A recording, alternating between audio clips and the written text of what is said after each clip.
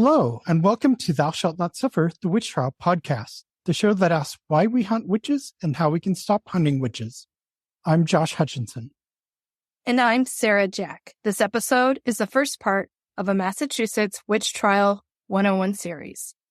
We're so glad to be able to give this part of history the detailed coverage it deserves.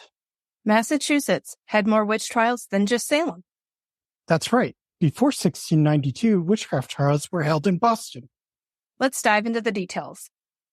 The rumors of witchcraft arose soon after settlement of the Plymouth and Massachusetts Bay colonies, and were certainly making rounds by 1638, when Governor John Winthrop wrote that Jane Hawkins grew into suspicion to be a witch. It took many years of suspicions under normal circumstances to trigger formal witchcraft complaints.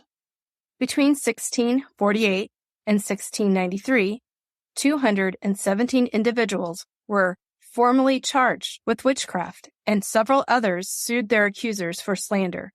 For a complete list of victims, visit MassachusettsWitchTrials.org. 156 people are verified to have been formally accused during the Salem Witch-Hunt. And 61 were accused before Salem. A total of 38 were convicted, 30 in Salem and 8 in Boston. In all, 24 were hanged and 1 was pressed to death. In Massachusetts, these 24 hanged included my ancestor, Rebecca Nurse. And our mutual ancestor, Mary Esty. You know the 19 hanged in Salem, and you know Giles Corey's story. But do you know the 5 victims who were hanged in Boston between 1648 and 1688? And, over the years, at least 6 additional people died in jail while awaiting either trial or execution for witchcraft. In total, 118 people were indicted, including my ancestor, Mary Hale. And my ancestor, Mary Osgood, as well as several of my aunts, uncles, and cousins. Another 99 were complained of, arrested, jailed, and are examined, but their cases did not go to trial. In many of these cases, we simply do not have complete records to know the outcomes. Contrary to popular belief, confessing to witchcraft did not save your life. Before Salem, several confessors were put to death in both the Massachusetts and Connecticut colonies. During Salem, several who had confessed to witchcraft were indeed condemned to die, and death warrant was issued and a date set for execution. However, the governor stepped in and metaphorically called the warden at the last minute. Those who had been condemned were reprieved. I want to hear about the first woman formally charged with witchcraft. The first woman formally charged with witchcraft in Massachusetts was Margaret Jones, who was accused in 1648. We know about her case primarily through the journal of Governor John Winthrop and a book by Minister John Hale, which was written a full 49 years after Margaret's trial. According to John Hale's recollection, Margaret was suspected partly because that after some angry words passing between her and her neighbors, some mischief befell such neighbors in their creatures or the like. These neighbors used counter magic to identify the witch who had bewitched or charmed certain objects, which they burned. Margaret, unfortunately, came to the house where the objects were burning at the worst possible time and was assumed to be the witch. According to Winthrop, Margaret was a healer, but one whose malignant touch could cause deafness, vomiting, and other violent pains or sickness, and whose medicines also had unspecified violent effects. But if someone didn't use her medicine, she told them they would never be well, and accordingly, they never got well. Margaret was also supposed to be able to foretell the future, and she knew things that she wasn't privy to from private conversations in private houses. During the investigation, Margaret and her husband Thomas were both watched. Now, watching was an English technique for detecting witches, which was popularized by the self-defined witchfinder general Matthew Hopkins during his East Anglia witch hunt in the mid-1640s. Watching involved sitting a suspect in a room, keeping them awake hour after hour, and watching to see if an imp or familiar would come in to feed, because witches were said to feed their imps and familiars from teats, which were often hidden in their secret parts. Men would take shifts watching, instructed to keep the victim awake no matter what, and use any means necessary to wake them up if they did fall asleep. Because also, once the person was sleep deprived, they were more likely to confess. Couldn't the watcher become sleep deprived? Yes, and in this case, while Margaret was being watched, one of the watchers saw a small child in her arms who ran away into another room and then vanished when the watcher followed. Perhaps the watcher himself was suffering sleep deprivation, as you said, Sarah. But others also claimed to see this apparent familiar in different locations associated with Margaret at other times. In addition to being watched, Margaret was examined for witches' teats and was found to have one in her secret parts. They described it as being as fresh as if it had been newly sucked, and after it had been scanned, upon a forced search, that was withered, and another began on the opposite side. Alice Stratton attempted to defend Margaret by saying that the teats were just scars from a difficult childbirth, just as Rebecca Nurse argued in Salem 44 years later. Subsequently, Alice Stratton would find herself accused of witchcraft. Ultimately, Margaret was convicted, and she was condemned to die by hanging. On the day she was to be executed, young John Hale and some neighbors went to the prison and exhorted her to confess and repent. They were not there to save her life. They were there to save her soul. However, she refused to belie herself and maintained her innocence up until her death later that day. Now, according to John Winthrop, the same day and hour she was executed, there was a very great tempest at Connecticut, which blew down many trees. Then, following Margaret Jones's execution, her husband Thomas tried to board a ship to Barbados, but was refused passage due to lack of payment. While anchored at Charlestown, before it could even get underway on the Charles River to Boston Harbor, this ship, carrying a load of 80 horses, began rocking side to side violently, though the weather was calm. And so this continued for 12 hours.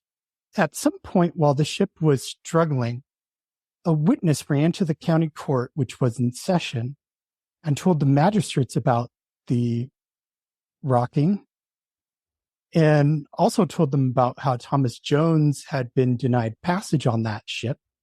And hey, wasn't it weird that the husband of an executed witch would be refused passage? And then the ship would have these troubles? The magistrates agreed with that logic. How could you not? So they sent an officer over to arrest Thomas. Now, according to the account of Winthrop, as the officer was crossing over on the ferry, someone said to him, "You can tame men sometimes. Can't you tame this ship?" And the officer answered, "I have that here that it may be will tame her and make her be quiet." As the officer was showing his arrest warrant to this other person, the ship slowly began to stop swaying. The stoppage of the swaying was completed once Thomas was behind bars. Unfortunately, we don't have good records to show us what became of Thomas after this incident. We don't know how he lived out the rest of his life. Do we know anything of their children? She had a birthing scar. We don't have anything about their children. We have very scant records of this couple. We basically know about them through the witch trials. Sometimes we know that there were accused witches who didn't have a full house of children, or they lost their pregnancies or infants. We will talk about that during this episode because there is a recurring theme of childless women who were perceived by the others to have child envy and want a child for their own by any means necessary, including witchery. Let's talk about Alice Lake from Dorchester. She was a wife of Henry, a mother of 4. We don't have a lot of information on Alice Lake, but what we know is sad. We know that later she confessed that she played the harlot when she was young and single. During that time, she became pregnant. In trying to hide her shame, she attempted to terminate that pregnancy, but failed. Following this event, she considered herself to be a murderer because she had made the attempt. As shown by the cases we've already covered, and many still to come, infanticide and perceived sexual immorality are more reoccurring themes in witch trial accusations. According to Nathaniel Mather, brother of Increase Mather, when another child died, Alice Lake was visited by the devil in the child's shape. The exact timing of Alice's trial is unknown, but she is believed to have been executed in about 1650. As with Margaret Jones, Alice received visitors on the day of her execution who likewise pleaded with her to confess and repent. They were trying to save her soul. Following her execution, Henry moved to Portsmouth, Rhode Island. 4 children remained in Dorchester, where 1 died. The other 3 later moved to Rhode Island and then uprooted to Plymouth Colony with their father. We have heard from Alice Lake descendants. We have, and we want to hear from more descendants. If you're out there listening to us, please get in touch. The contact information is in the show description. Another person accused of witchcraft around this same time was Elizabeth Kendall of Cambridge. Again, like Alice Lake, the date of Elizabeth's trial cannot be pinned down, but is believed to have been somewhere between 1647 and 1651. The one and only source that we have for her case is John Hale's book, A Modest Inquiry into the Nature of Witchcraft, which wasn't published until 1702. So only very limited information is available about Elizabeth. What we know from Hale is that she was accused by a nurse from Watertown who claimed that Elizabeth had bewitched a child to death. This nurse stated that Elizabeth made much of the child and it was well, but then it changed color and it died a few hours later. On the basis of this witness testimony and other unspecified evidence, Elizabeth was hanged, despite her own protest of innocence. After the hanging, Watertown's deputy to the general court, Mr. Richard Brown, questioned the parents of the child, the Jenningses. This couple told him they hadn't suspected Elizabeth at all. They'd actually believed the nurse was to blame for the child's death because she had kept them out in the cold. Later, the nurse was jailed for alleged adultery. While there in the jail, she gave birth to a child born out of wedlock.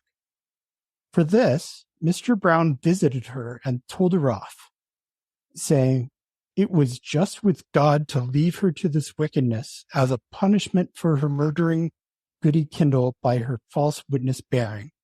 The unnamed nurse died in prison, and her false allegation was never investigated any further, and Hale did not note what happened to the child that was born in prison. Here's a couple that should be familiar to you if you've been reading an important history book this past year. Mary Louise Parsons and her husband, Hugh, were formally charged with witchcraft in Massachusetts. They were featured in our 5th episode with Malcolm Gaskell on his book, The Ruin of All Witches, and will be featured again in our next Massachusetts 101 episode, along with fellow Springfield residents, the widow Mercy Marshfield, another Mary Parsons, and Alice Young Beeman, daughter of Alice Young of Windsor, as well as a few familiar faces from down the Connecticut River. In 1652, John Bradstreet of Raleigh was charged with witchcraft and presented to the Essex County Quarter Court. Allegedly, John had been claiming to perform magic and saying he was hearing mysterious voices. These things led to suspicion that he had familiarity with the devil. According to the complaint against him, he said he read in a book of magic and that he heard a voice asking him what work he had for him. He answered, "Go make a bridge of sand over the sea. Go make a ladder of sand up to heaven, and go to God and come down no more." The court reviewing this evidence ruled that John had not actually committed witchcraft, but had simply lied about it, a decision that they would make in certain cases for a handful of men. I was just going to say, wait a minute. Yeah, they never did this for women. But men, they would say, "Oh, you can't be a witch. You're just lying about it. So you're on a first-name basis with the devil, but you lied about that." Whereas women, they just say, "Take a hike." So the court ruled that he just lied about it, and he had also been convicted of lying previously in 1650. So this was considered a repeat offense. And so they ordered him to either pay a fine of 20 shillings or submit to a whipping if he couldn't pay. A ladder of sand. That's interesting. Yeah, this guy was like, "You build me something impossible," and or basically just telling the devil to get lost. And even though he told the devil basically to leave, or whoever the voice was that he was hearing, he told them to leave, but he still got in trouble for talking to them. Jane Walford of Portsmouth was accused of witchcraft in 1648 and won a defamation suit against her accuser, Elizabeth Rowe, who was ordered to apologize and pay £2 plus court costs. 8 years later, in 1656, Elizabeth Rowe's husband, Nicholas Rowe, and 6 others brought witchcraft accusations against Jane Walford to the court. This time, magistrates bound her over for £20 as assurance she would attend the next court session. Nicholas Rowe claimed in court that Jane Walford came to him in bed in the evening and put her hand on his breast so that he could not speak, and he was in great pain till the next day. Witness Susanna Trimmings said that on the evening of March 30th, 1656, on her way home, she heard a rustling in the woods, and presently after, there did appear to her a woman whom she apprehended to be old Goodwife Walford. She asked me where my consort was. I answered I had none. She said, "Thy consort is at home by this time. Lend me a pound of cotton." I told her I had but £2 in the house, and I would not spare any to my mother. She said I had better have done it, that my sorrow was great already, and it should be greater, for I was going a great journey, but should never come there. She then left me, and I was struck as with a clap of fire on the back, and she vanished towards the water side, in my apprehension in the shape of a cat. That night, according to Goodman Trimmings, Susanna was ill, a condition which persisted at least until April 18th, when the Trimmings gave in their testimony. Eliza Barton said she was there while Susanna was sick, and her face was colored and spotted with several colors. Her eyes looked as if they'd been scalded. An unidentified witness testified in June that he was actually with the Walfords on March 30th, and Jane was at home, at least until it was very dark out. He's her alibi. John Puddington claimed that 3 years ago, Jane Walford said that her own husband called her an old witch. Agnes Puddington claimed that on April 11th, 1656, Mrs. Evans came over and lay at her house all night. Around sunset, Agnes saw a yellowish cat, and Mrs. Evans was like, "A cat has been following me all around everywhere I go." John Puddington then tried to shoot a cat in the garden, but it got up on a tree and the gun wouldn't fire. Following that, Agnes saw 3 cats, but could not tell which way they went as they exited the area. 3 unnamed witnesses claimed that Elizabeth Rose said Strawberry Bank had 3 male witches. They were Thomas Turpin, who had drowned, a second man called Old Ham, and the third was nameless because he should be blameless. Nameless because he should be blameless. That totally sounds like a Johnny Cochran court statement. O.J. Simpson should be nameless because he should be blameless. This testimony against Jane Walford did not sway the court. Upon a magisterial review of the evidence, Jane was cleared by proclamation, so her witness was key. Yes, her alibi held up.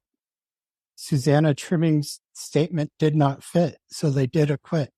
In 1659, Jane won a slander case against Robert Couch, a physician who claimed he could prove she was a witch. How was he proving it? This time, she was awarded £6. I bet he was going to look at her secret parts.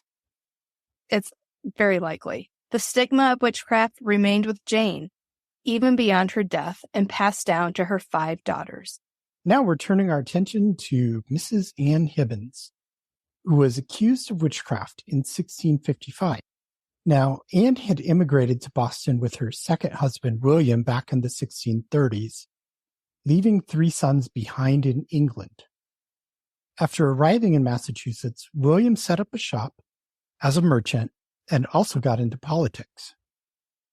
Things were going well for the couple when a dramatic business error cost William £500, which was a huge sum of money that people would literally probably have killed for back in that day, because the average person had an estate probably more in the 100 to 200 pound range.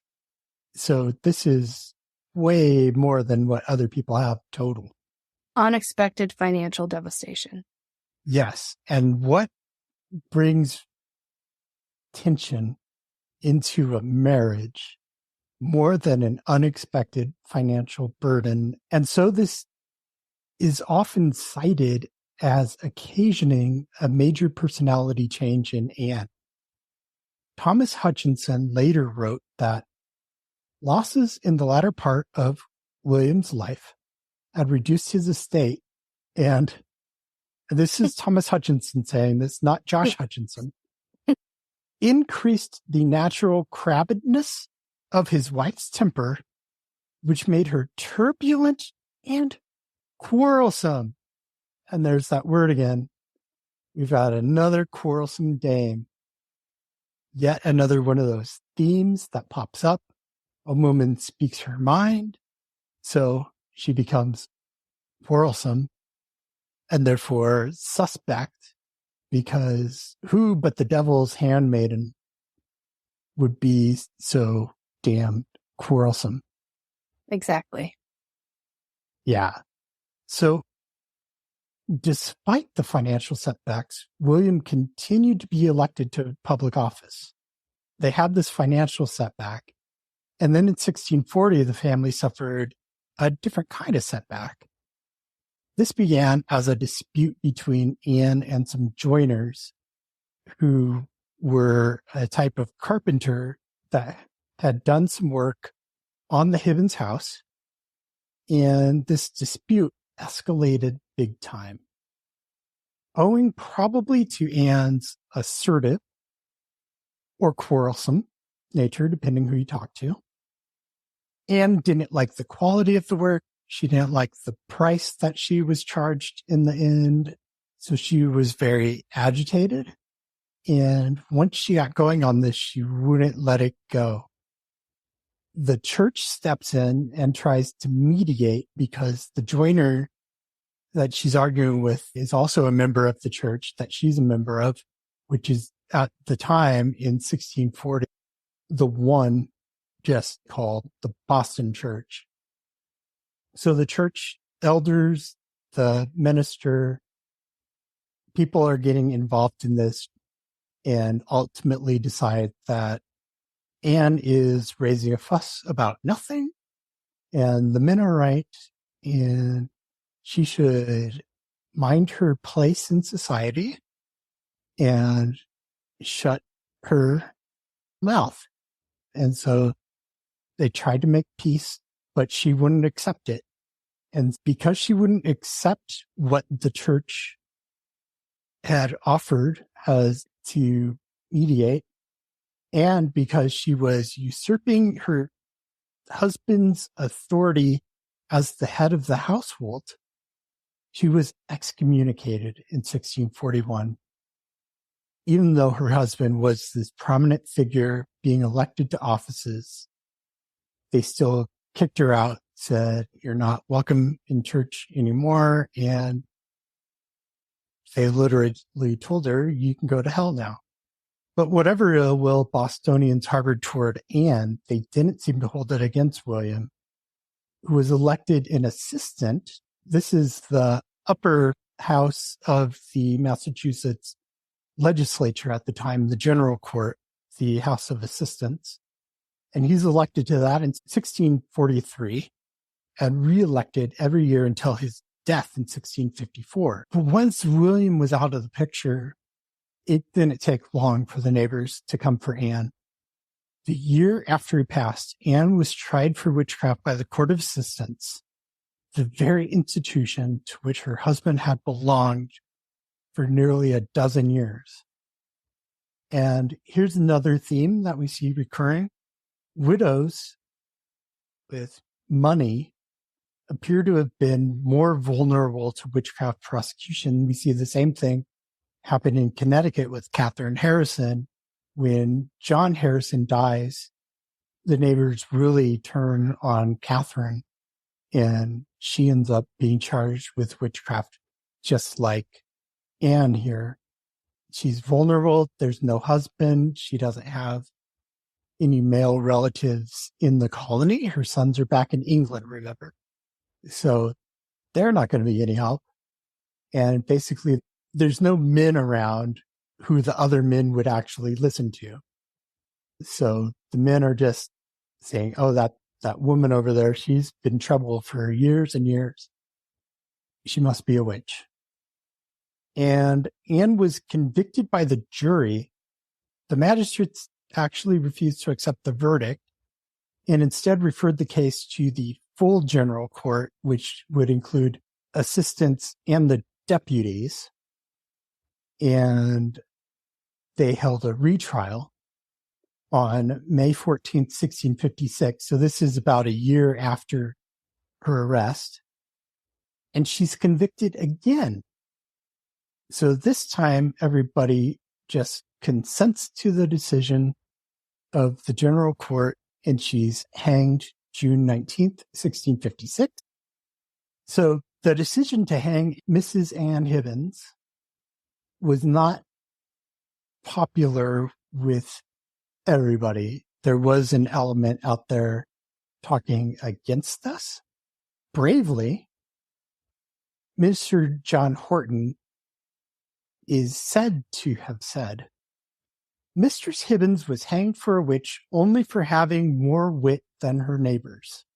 You think about these women who were retried. It could have gone either way. The story of Eunice Cole begins in England and ends in New Hampshire, but is mainly a Massachusetts tale. Okay. So here we've got the prototypical witch. This is your ordinary suspect kind of figure. Eunice Cole has a reputation also for being a quarrelsome dame. She has a checkered past with several arrests for different things. She's older by the standards of the day and impoverished. So here's basically this old, grumpy lady, but basically she's past her childbearing years and she's got no money. She's very vulnerable, a person on the fringe of society. Rewinding back a while, it's 1637, and William Cole is in the employ of a merchant in London, England. But William, he longs to go to New England. So he makes a deal with his boss. And his boss says, okay, I'll let you off the hook for future service, and I'll pay for your passage across the Atlantic and your wife's passage if you agree to send me 10 pounds once you get over there. So they make this deal. They travel over. In November 1637, a bill is sent to them, and this still exists today somehow, remarkably, and states the nature of this agreement. So that's how we have all this information. Another bill, actually a claim filed in court against William Cole 20 years later for the same debt, also exists. William couldn't come up with 10 pounds in 20 years. He couldn't save half a pound a year. That's just either shows you their financial situation, the dire straits that they're in most of that time, or maybe he just wasn't very happy with his old employer and he didn't want to send him the money. He was like, hey, I could use this 10 pounds. I got stuff to do. He probably thought it was going to fall off the credit report after 7 years. Yes, exactly. But they're still after him after 20 years. They hire an agent in Massachusetts to pursue this for them. So they're really determined to get their 10 pounds. Now, once they were in New England, the Coles first settled south of Boston in a settlement called Mount Wollaston, which is now Braintree. In Mount Wollaston, William received what historian John Damos describes as a small land grant. Now, this town was also the starting point in Massachusetts for the unorthodox minister John Wheelwright, who the Puritans deemed to be an antinomian. Wheelwright uprooted and, along with a lot of his flock, moved to Exeter in what is today New Hampshire, but at the time of the move was outside of Massachusetts' control. Now, the joke's on them because they get up there, and in 1643, Massachusetts says, hey, we're making another county, the original Norfolk County, and this consists of basically anything between the Merrimack and Piscataqua rivers and about a dozen miles inland from the ocean. So you've got the towns of Exeter, Hampton, Portsmouth.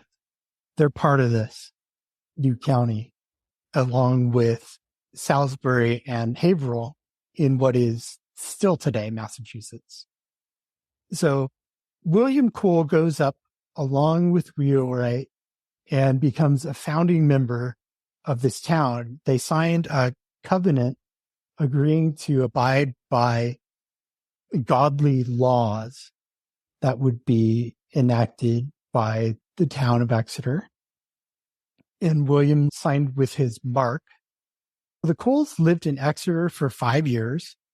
And in 1643, William was elected to serve the community as fence viewer, which was actually an important job it sounds odd today to say, oh, we're hiring you to go around viewing fences. But at the time, it was critical in keeping harmony between neighbors to make sure there weren't gaps in fences or loose parts that animals could get through and ravage a neighbor's yard, which, going back again to Sarah's grandmother, Rebecca Nurse, pigs got into her garden and she got angry about that. And it's like the one recorded instance out of all the testimony against her where she showed anger because pigs were eating her garden. And that's her vegetables and herbs and everything that she needs for cooking. Fence viewing was serious business. For unknown reasons, in 1644, the Coles uprooted once again and moved over to the coast to Hampton. I really wish I knew why. Because this is where things start to get really juicy. Yes, once they get to Hampton, it gets real. Eunice starts getting arrested left and right. Their financial situation really just nosedives. It wasn't very good where they were, but it just bottoms out in Hampton. So in 1645, Eunice was charged with making slanderous speeches against some women. And in 1647, Eunice and William were charged for withholding pigs that were owed to the plaintiff in this case. Apparently, they had made some arrangement where they were going to sell or give to this person pigs, and this person really wanted their pigs. So the court did rule in favor of the plaintiff and said, Coles, you've got to hand over these swine. But the Coles, they decided to fight back. Literally. And literally, the constable comes over to take the animals. The Coles start screaming their heads off.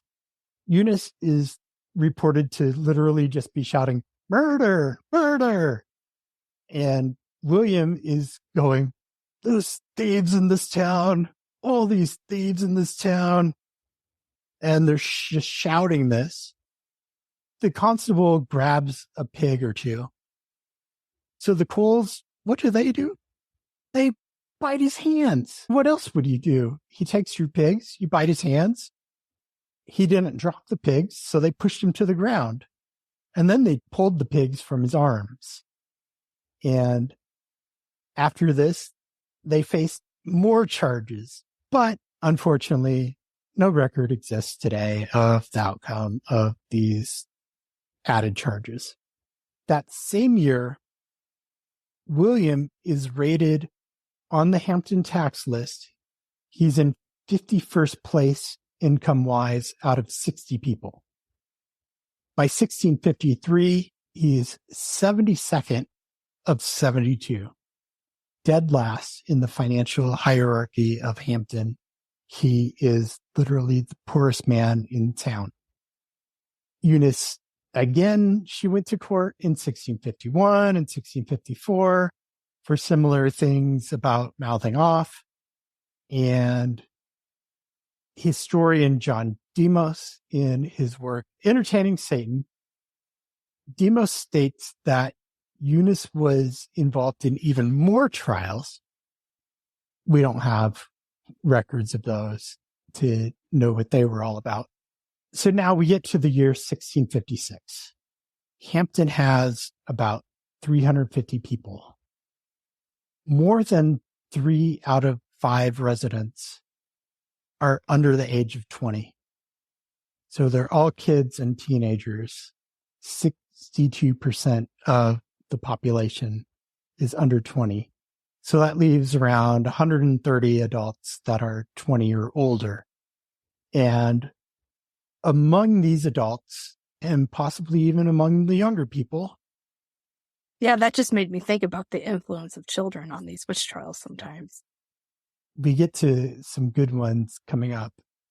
So suspicion is building about Eunice. The word's getting around. The children have probably heard the gossip. Maybe their parents have even told them some things about it, or they asked, because you hear that goody so-and-so is a witch. You go running to your parents like, is she really a witch? Do I have to be afraid of her? I would have so many questions and concerns as a child. So this gossip is spreading. For one thing, it's because Eunice is an outspoken woman. Another count against her, she's got no children. So she's the antithesis of the godly housewife and mother that the Puritans expect women to be. And she would have felt that pressure. Even today, women report feeling intense pressure to get married, to have children, to be mothers. But back then, imagine just how intense that pressure would be on her. Everybody would be saying, Eunice, you got to have kids. You got to have kids. And then by 1656, she's too old to have kids. So what does she do? According to neighbors, she was very interested in their children. And we'll talk about that in just a moment. Eunice often made snappy remarks when confronted. And one time, he was bold enough to just barge into a meeting of the Hampton Selectmen and demand that they give her aid because they were giving aid to another couple that was somewhat better off. And yet the town's trying to say, you've got resources, you have an estate, use that to pay your bills. And she just wasn't having it. So she just went in and told them what the deal was. Now, a few days later, the man who was receiving the aid lost some livestock. So this follows the same worn-old pattern we see again and again. There's a difference of opinion, an exchange of words, and soon there's an injury or damage to something or someone valued by the person who's the target of the witch's malice. Now, as a child-free woman, as we've said, Eunice was immediately sus.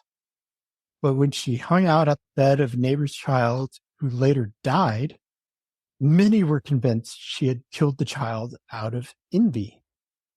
And this child envy theme would feature heavily in her multiple arrests for witchcraft. But it wasn't only children that Eunice envied. Apparently, livestock were also vulnerable to her jealous gaze. A witness testified that they had caught her eyeing their sheep and asked, "What on earth are you staring at?" And Eunice supposedly said, "What is it to you, Southbox?" Another person who testified, Thomas Philbrook, said he lost 2 calves and reported that Cole had told him that if his calves ate any of her grass, she wished it might poison them or choke them. And then they died. So, of course, it's got to be her. Can't be a coincidence. Didn't it, in America Bewitched, doesn't Owen Davies talk about the cattle getting ill in the fur balls inside from the grass? Oh, yeah. Yeah. The hair balls. So in 1656, Eunice was tried in Boston for witchcraft. A number of witnesses came out against her, representing the full spectrum of the income ranks of Hampton. There were upper class, middle class, lower class people engaged in testifying against Eunice. So in a lot of cases, it's middle class against middle class, or maybe lower class against lower class, because it's generally who you're associated with most closely are the people that are actually going to accuse you. Who are you interacting with every day? And generally, you don't see someone like a Eunice Cole interacting with the upper crust. And yet upper class residents are coming out to say that she has harmed them with her witchcraft. It's a really good point. Unfortunately, half of the depositions against her have been lost over the 300 some years since the trial. Now, Eunice, another thing that she's associated with is animal familiars. We talked about the watching and how the animals, imps or familiars, would suckle out a witch's teat to get their nourishment. This is just watching her during Sunday meeting. Apparently, the minister's up there giving the sermon, and a woman named Mary Perkins sees a mouse just pop out of Eunice's cleavage and scurry away. At another service, a witness heard a sound like the whine of hungry puppies coming from under Eunice. Very suspicious, of course. Another charge leveled at this time was that Eunice bewitched the oven of the constable who brought her aid when aid was rendered to the Coles. This person who brought her the food and fuel, apparently he had more bread at home than he was bringing to her. So that's unfair. And apparently she was vindictive because he had more than she had. And she cursed the stove so that the owners couldn't make their own bread at home. In a loss that has frustrated historians to no end, there's no record of the verdict in Eunice's 1656 trial, so historians debate whether she was convicted or not. Now, she wasn't executed, so John Demos contends that she was likely not convicted because witchcraft's a capital crime and you're basically automatically executed if you're convicted. But there's a record that Eunice was whipped and that she was imprisoned indefinitely.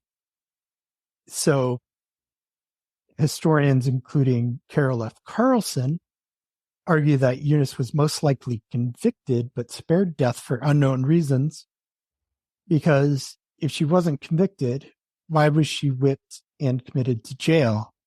For life or the pleasure of the court? But there are no other known accused witches from the mid-1650s that were convicted and jailed. Right. The others all leading up to this that were convicted, we've covered Margaret Jones, Alice Lake, Elizabeth Kendall, and Hibbins. They're all executed after convicted. One we'll cover in the next episode, Hugh Parsons, gets convicted, but then he gets acquitted in a new trial, and then he has to leave for Rhode Island.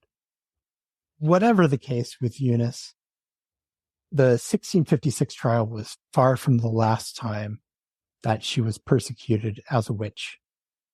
Indeed, she would reside in the Boston jail off and on for the next dozen years and would face more courts on witchcraft charges over a span of about 25 years. Now, the man who whipped her was Salisbury Constable Richard Ormsby, and he claimed that when he stripped her shirt off to whip her, he saw under one of her breasts a blue thing like unto a teat hanging downward about 3/4 of an inch long, some blood with other moistness. So here's another document stating that she was whipped. She had been charged with witchcraft, and then she was whipped. So while she's in jail, maybe in the first year that she's in there, she petitioned for early release on the basis of her age, and especially the age of her husband, William, who was about 88 years old and needed her help.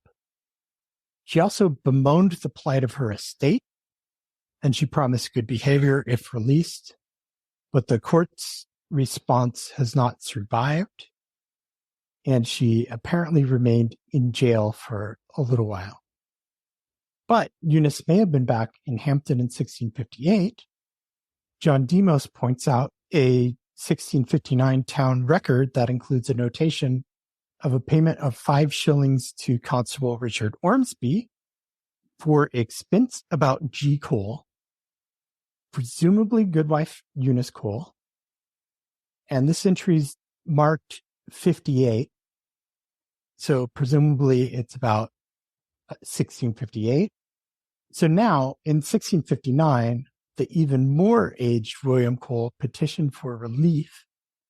He couldn't farm anymore, had no children, and he couldn't afford to hire a farm worker. He had received some aid previously from the town in 1658. But one of the problems that he had was that he'd signed over the property to his wife in 1656, and she keeps being in and out of jail. So it's hard to manage her property. She's not there. He's considerably aged and can't really take care of himself the way that he used to. So the general court gets this, and they invalidate the transfer of the deed to Eunice Cole.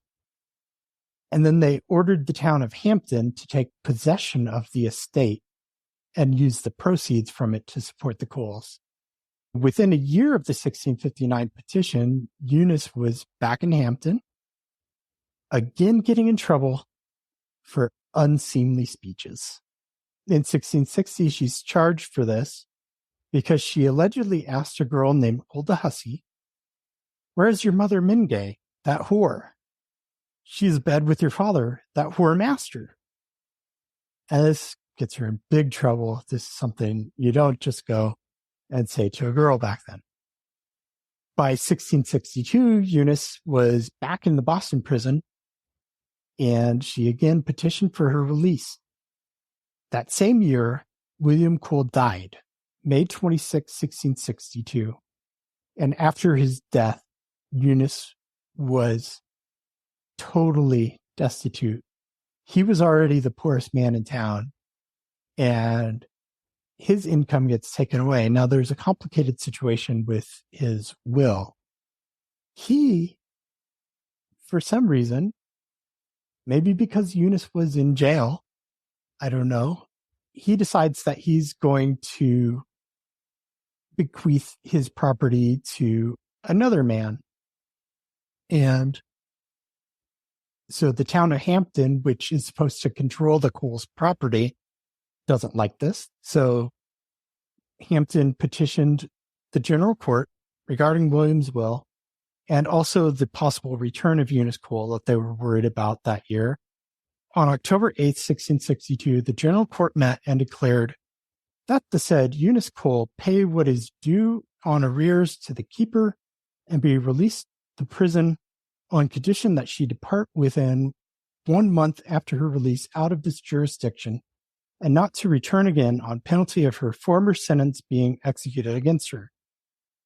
So she's more or less released on parole, and she doesn't stay out of jail very long before she's back in trouble. By October 1663, the county court had split William Cole's estate between Thomas Webster and Eunice Cole, who received a grand total of £8 to take care of her for the rest of her life. And this £8 doesn't even go to her because it's ordered to go straight to the Hampton Selectmen so they can provide for her upkeep. And then once more, in 1665, Eunice submitted a petition to the general court to be released from imprisonment. So at some point, she was put back in the jail. The court this time agrees to release her only if she gives security and left the colony forever. She couldn't pay. She had to remain in jail.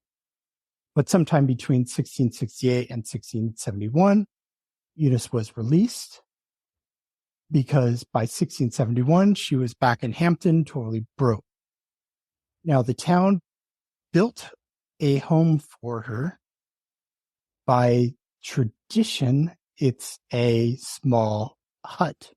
Anyways, they give her this shelter, And they ordered that each family in town would take turns providing food and fuel a week at a time. In 1673, she was charged again with witchcraft in a court of Boston. This time she's accused of shape-shifting into human and animal forms to convince a girl, Anne Smith, to live with her. Again, this is the child envy thing coming up. She's supposed to be basically a child snatcher, and she desperately wants one of her own and will use her witchcraft to attain what she desires, according to the townsfolk. She's accused of many other things, acquitted on all charges. However, the court specified that though she was not legally guilty of witchcraft, the court vehemently suspected she had familiarity with the devil. In 1680, New Hampshire was granted its own status independent of Massachusetts. That very year, once New Hampshire becomes its own thing, Hampton residents take Eunice back to court, complaining against her once more for witchcraft. And we'll have even more on this 1680 episode because more people were involved in this than just Eunice. This was a miniature witch panic. In 1680, the court didn't find enough evidence to bring her to trial. The Hampton court, like the Massachusetts General Court before it, vehemently suspects her so to be a witch. Now, fast forward to 1938. Hampton celebrated its 300th birthday. And one of the things that they did was actually recognize Eunice Cole. At a town meeting, the citizens of Hampton unanimously passed a resolution to clear her name.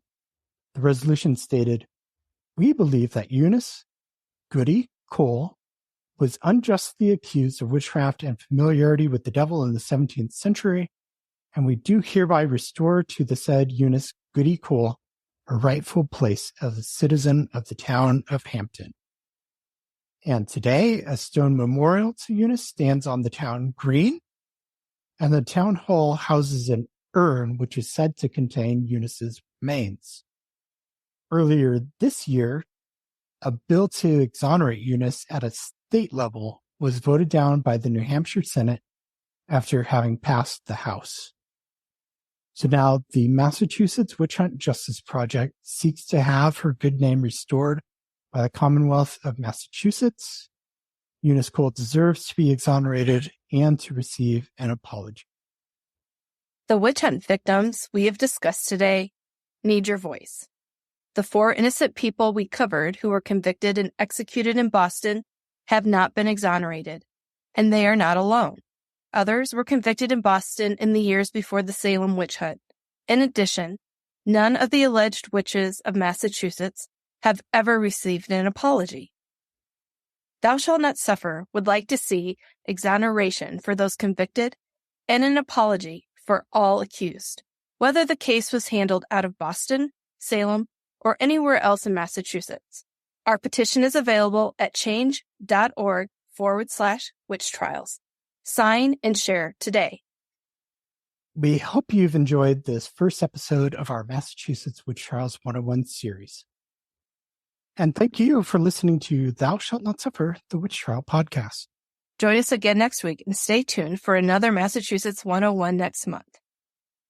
Please rate and review the show wherever you're listening. And don't forget to hit that subscribe button. Visit us at thoushallnotsuffer.com. And check out endwitchhunts.org. Goodbye. Have a great today and a beautiful tomorrow.